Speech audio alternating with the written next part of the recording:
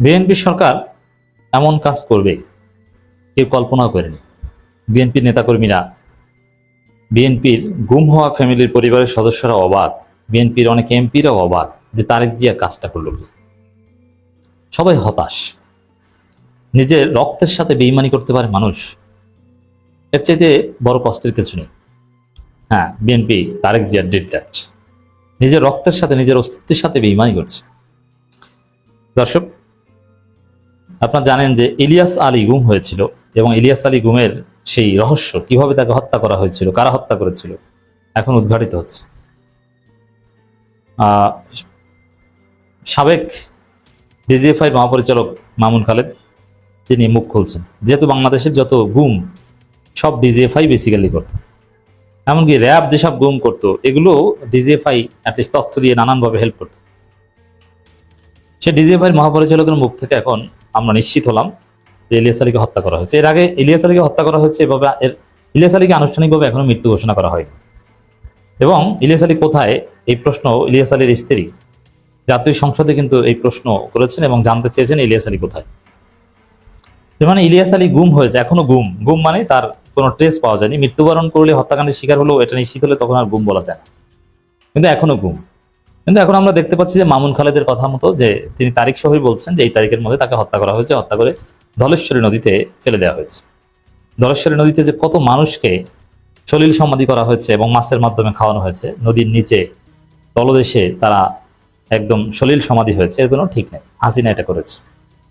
তো দর্শক, ইলিয়াস আলী গুমের ঘটনায় মুখ খুললেন মামুন খালেদ। এই মামুন খালেদ কি বলেছেন, এই হৃদয় বিদারক মর্মান্তিক ঘটনা আমরা বলবো, কিন্তু আমার এখানে আলোচনার বিষয় বিএনপিকে নিয়ে। তারা কতটা মোনাফেক, কতটা জঘন্য, ক্ষমতা মানুষকে কতটা নিকৃষ্ট করতে পারে সেটা দেখাবো।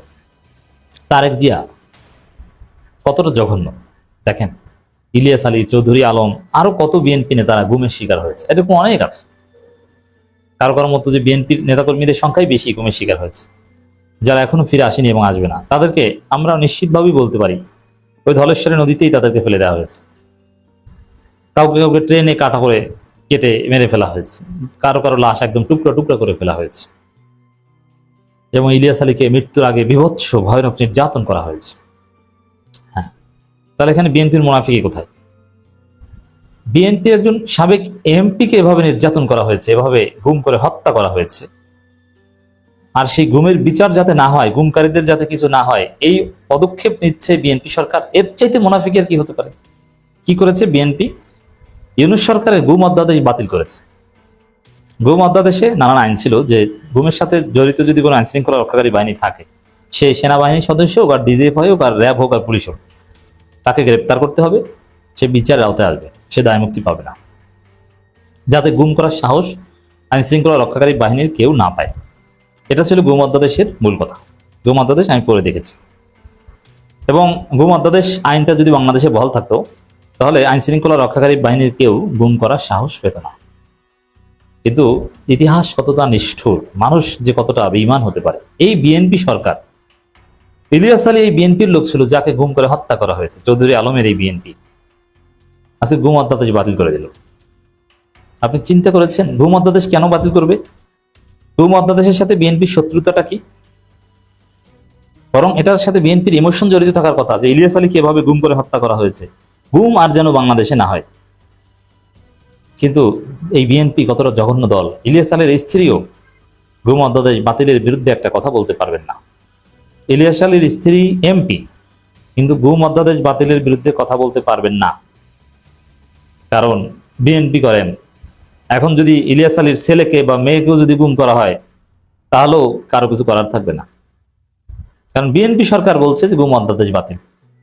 তো গুম অধ্যাদেশ বাতিল কেন? কমেন্টে লেখা যে যেহেতু এর সাথে স্পর্শকতার আইন শৃঙ্খলা রক্ষাকারী বাহিনী জড়িত থাকতে পারে, আর ওই আইন শৃঙ্খলা রক্ষাকারী বাহিনীই তো গুম করে, আর তারা স্পর্শকতার আইন শৃঙ্খলা রক্ষাকারী বাহিনী জড়িত থাকতে পারে, তারা যাতে জড়িত না থাকতে পারে, আর জড়িত থাকলে যেন তারাও বিচারের আওতায় আসে, এজন্যই তো এই স্পেশাল গুম অধ্যাদেশ। আর আপনি সেটা বাতিল করে দিলেন, কি বিভৎসতা! মানে ইলিয়াস আলীর রক্তের সাথে বেইমানি, বিএনপির গুম হওয়া নেতাকর্মীদের পরিবারের সাথে বেইমানি, আবারও গুমের রাস্তা খুলে দেওয়া। হ্যাঁ, ভবিষ্যতে বিএনপির নেতাকর্মীদের এই গুমের শিকার হওয়া লাগতে পারে যদি আওয়ামী লীগ ফিরে আসে, সেটা হবে অতীতের চাইতে আরো ভয়াবহ। দর্শক, এই ঘুম অধ্যাদেশ বাতিল করে ইলিয়াস আলীর এই ঘটনা এভাবে সামনে আসার সময় ঘুম অধ্যাদেশ বাতিল করার মতো একটা জঘন্য ঘটনা বিএনপি সরকার ঘটাবে কেউ কল্পনাও করতে পারেনি। সবাই অবাক, আশ্চর্য। ঘুম অধ্যাদেশের সাথে এবং মানবাধিকার অধ্যাদেশের সাথে বিএনপির শত্রুতাটা কি? জুলাই সনদের সাথে শত্রুতাটা মানলাম, কিন্তু ঘুমের সাথে শত্রুতাটা কি? এর মানে হচ্ছে বিএনপি ক্ষমতায় থাকতে ডিজিএফআইকে গুম খুন করার লাইসেন্স দিতে চায়।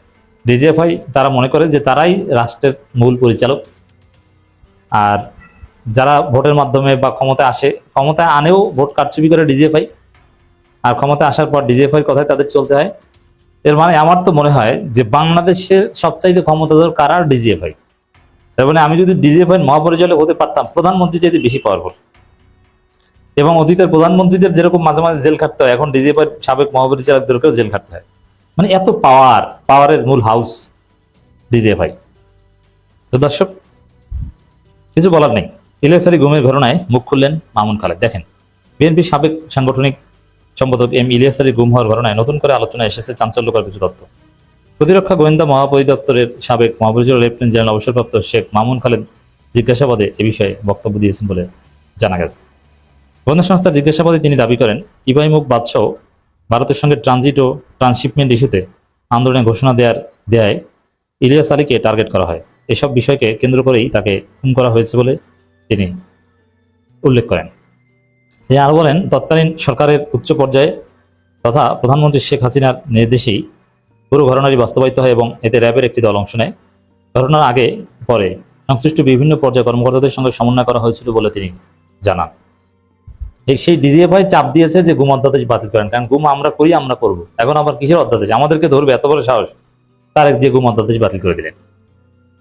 কিন্তু বিএনপির যারা গুম হয়েছে তাদের হৃদয়টা এখন ক্ষত বিক্ষত হয়ে যাচ্ছে, আবার কিছু বলতেও পারছে না। যেমন এই যে ইলিয়াস আলীর স্ত্রী হৃদয় ডেফিনেটলি ক্ষত বিক্ষত হয়ে যাচ্ছে। তিনি ডেফিনেটলি খুশি হতেন যে গুম অধ্যাদেশ এটা যদি থাকতো, কিন্তু না, গুম অধ্যাদেশ বাতিল।